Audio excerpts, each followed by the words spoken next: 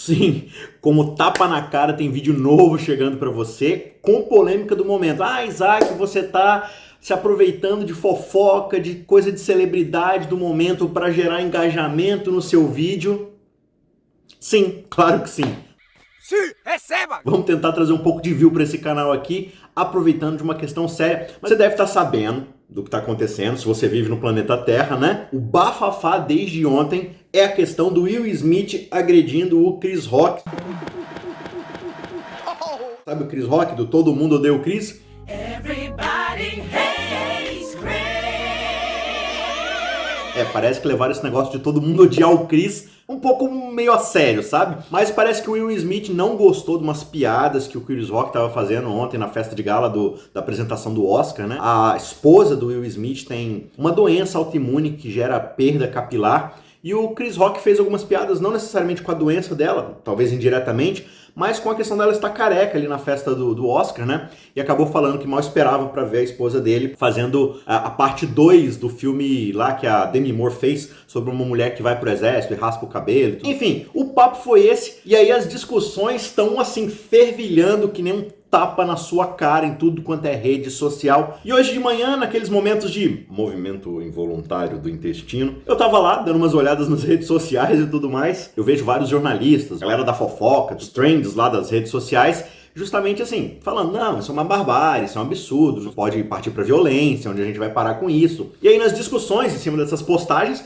você vê tudo quanto é tipo de opinião. Não, a gente tá indo pra barbárie, não, isso é falta de civilidade. Não, você não pode exigir civilidade com incivilidade. Não, isso foi em defesa da honra. Ok, pra galera em geral, não se surpreende esse tipo de opinião, né? A galera geralmente se encoleriza, ou seja, fica com muita raiva, perde a paciência. E aí muita gente traz isso para aquela discussão política do time A, do time B, da galera da paz, da galera do ódio, dos intolerantes, da galera da beautiful people. Todo mundo tem uma opinião para dar. Beleza, né? Rede social tá aí para dar voz a quem quiser falar absolutamente o que quiser falar. Agora, o que me deixa encucado e um tanto quanto surpreso, e aqui com surpreso, eu não tô sendo surpreso de verdade, isso não me surpreende, isso só me deixa triste, na verdade.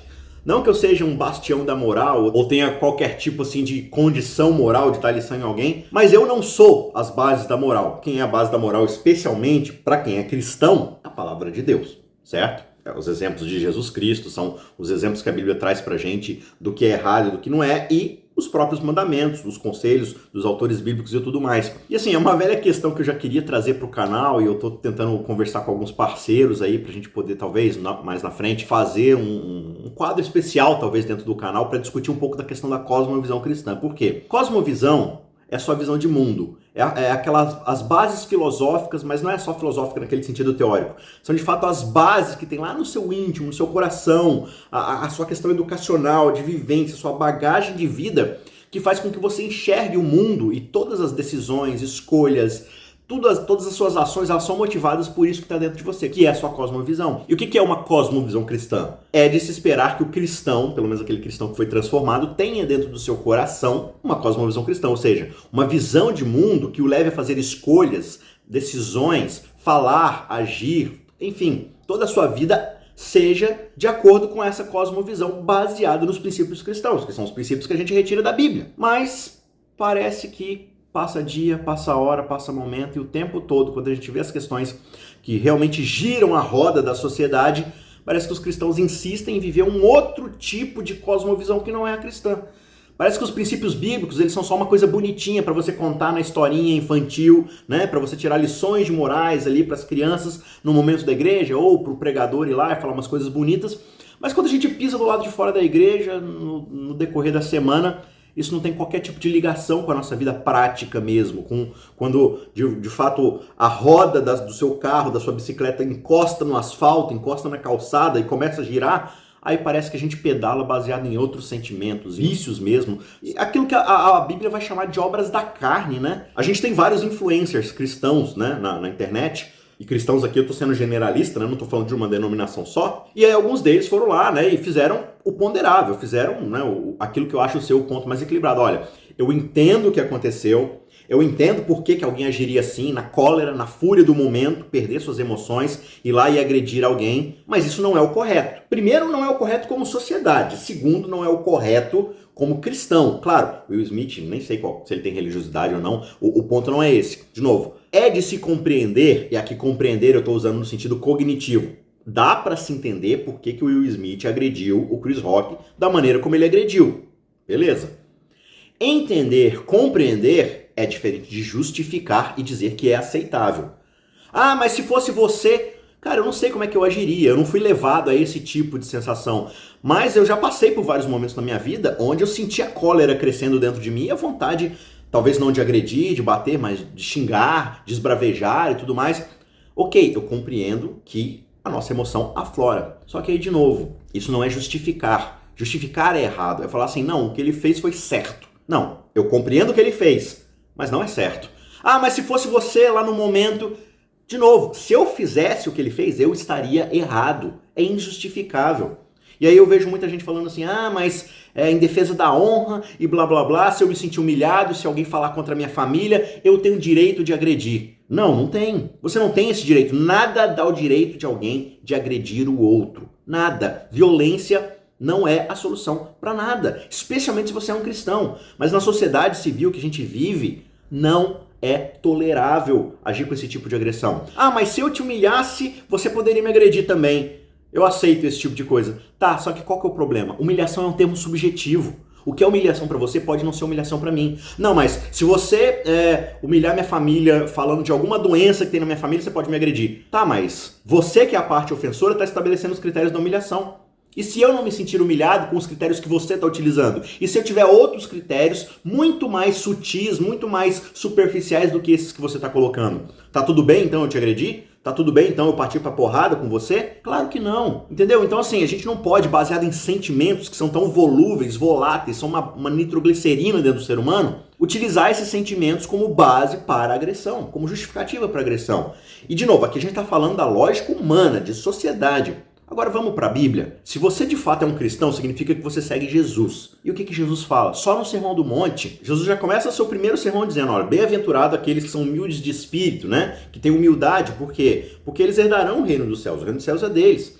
Bem-aventurados os mansos de coração, porque eles herdarão a terra, certo? Então Jesus ele começa a estabelecer o princípio de vida para aquele que é de fato alguém que quer entrar no reino de Deus. Mais para frente no próprio Sermão do Monte ele vai falar o quê? Olha, se alguém te bater na face, oferece a outra. Ele não está falando de humilhação verbal, ele está falando de agressão física mesmo. Se alguém te agredir, qual que é o passo cristão a ser dado?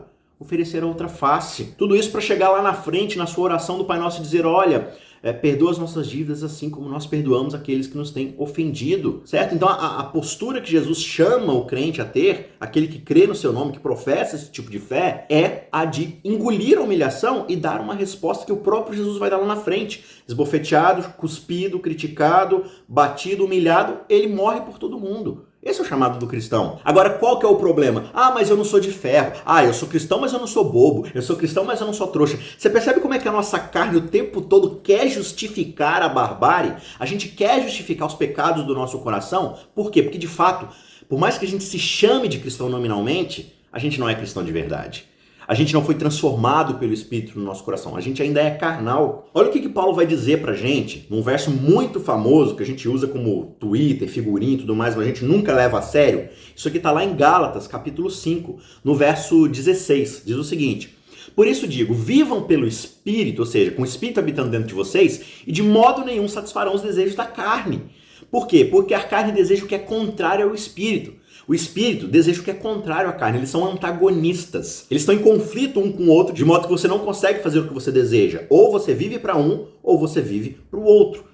Mas se vocês são guiados pelo Espírito, vocês não estão debaixo da lei. Ele está falando aqui que aquele que o Espírito habita nele, ele não agride a lei, ele não confronta a lei. Pelo contrário, o Espírito conduz a vida dele de uma forma tão plena que ele não precisa ficar se preocupando se está quebrando ou não a lei. Não, ele está fazendo aquilo que é certo, aquilo que o Espírito está conduzindo ele a fazer. E aí ele vai listar pra gente qual que é o comportamento daquele que é carnal. Carnal é quem? É aquele que não segue Jesus, aquele que não aceitou a salvação de verdade, por mais que nominalmente fale. Quais são então as obras das pessoas que manifestam a carnalidade no seu interior? Essa falta de uma cosmovisão transformadora do Espírito. São imoralidade sexual, impureza e libertinagem. Ok, todo mundo sabe que gente devassa sexualmente é pessoa carnal. Ok, eu sou cristão, eu não me envolvo com essas coisas. Mas vamos lá, idolatria e feitiçaria. Não, tudo bem, eu não mexo com feitiçaria e eu não sou idólatra. Tá certo. Agora vamos para a parte um pouco mais complicada. Ódio, discórdia, ciúmes, ira, egoísmo, dissensão, facção, inveja, embriaguez, orgias e coisas semelhantes. Ah, tem um monte de coisa aí no final que eu não faço. Ok. Mas ódio, discórdia, ciúmes e ira, egoísmo, isso é muito presente na nossa vida. Mas muito presente. Cara, que coisa de doido. A gente se ira com muita facilidade. Ah, mas ninguém é de ferro. Tudo bem, eu sei que é um processo muito difícil e eu passo por isso muitas e muitas vezes. Quantas vezes eu me vejo irando? Só que eu preciso reconhecer que isso é fruto da carne. E se isso está acontecendo comigo, ao invés de tentar ficar justificando, achando desculpas para manter o status quo desse tipo de pensamento, que é o de um cristão totalmente fake, por quê? Porque a gente não tem um espírito de verdade, ou pelo menos não plenamente. O que a gente deveria estar fazendo, em vez de ficar tentando justificar, foi em defesa da honra. O cristão não é chamado para defender sua honra. O cristão nem é chamado para defender a honra de Cristo. O cristão é chamado para viver segundo os princípios daquele que nos chamou das trevas para a sua maravilhosa luz. Quem vive segundo os frutos da carne é quem vive nas trevas. A gente precisa de fato dar o próximo passo e permitir que o Espírito Santo de fato transforme a nossa vida. Porque aqueles que praticam as obras da carne, esses, como Paulo diz aqui, não herdarão o reino dos céus. Não há espaço no céu para quem se ira, para quem pensa em si mesmo acima dos outros, para quem busca seus próprios interesses. Não há espaço. Não é esse o tipo de vida que se espera de uma eternidade, do reino dos céus. Por isso o cristão deve de fato buscar a vida no Espírito, para que gere esses frutos aqui, ó. O que o Espírito de fato produz na nossa vida? Amor, alegria, paz, paciência, amabilidade, bondade, mansidão, domínio próprio.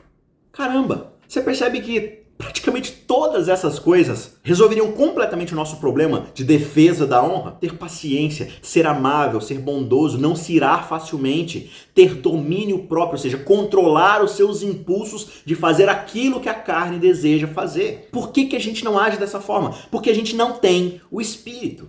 Então, aproveitando aí essa fofoca, essa fofocaiada, toda essa coisa que está acontecendo aí, reflita nisso. Ao invés de tentar ficar justificando, não, o que ele fez foi em defesa da honra, blá, blá, blá, blá, blá, blá. O que Paulo diz lá em 1 Coríntios 13? O verdadeiro amor é bondoso, belo, leal, não se ufana, não se soberbece, não age no próprio interesse, pelo contrário, é perdoador, é bondoso, é benigno. De fato, o cristão deve buscar essas coisas do alto pelo Espírito de Deus, pela contemplação da vida de Cristo. Esse papo de, eu sou cristão, mas eu não sou trouxa. Cara, corta essa bobagem. Você é chamado para ser trouxa, sim, pelo nome do Evangelho. Entendeu? Que é coisa mais trouxa do que ser Deus e deixar as pessoas que você criou te matarem. E, acima de tudo, a morte sua vai servir para perdoá-los. Isso é coisa de trouxa total, trouxa supremo, trouxa divino. A gente é chamado para ser trouxa nesse nível. Agora, se é difícil alcançar isso, eu entendo. Claro que é difícil. Na verdade, não é difícil. É impossível, porque as obras da carne se manifestam em pessoas que são carnais. Mas, voltando de novo para 1 Coríntios, aquele que vive no Espírito vê coisas que o olho não vê, ouve coisas que o ouvido não ouve, e o seu coração bate num ritmo que não é o ritmo do mundo. Então, antes da gente ficar discutindo mundanidade do tipo roupa e tudo mais, a gente precisa começar a discutir mundanidade em termos do que está no meu coração. Porque é aí que de fato reside os verdadeiros impulsos mundanos, satânicos, carnais. Tá certo? Então, fica aí essa reflexão para você, espero que você tenha gostado, mas deixa aí sua opinião, o que você acha disso tudo, o que você está vendo, qual está sendo sua experiência, eu quero ouvir sua opinião, deixa aí. E vamos ver, quem sabe a gente faz mais vídeos como esse, conforme o tempo permita. E vou tentar seguir no nosso planejamento aqui, de fato, de tentar fazer uma coisa mais ampla, com conversa com outras pessoas. Eu tenho certeza que vai ser muito legal. Tá certo? A gente se vê amanhã para mais uma meditação e no final de semana para mais uma lição. Um abraço, tchau, tchau!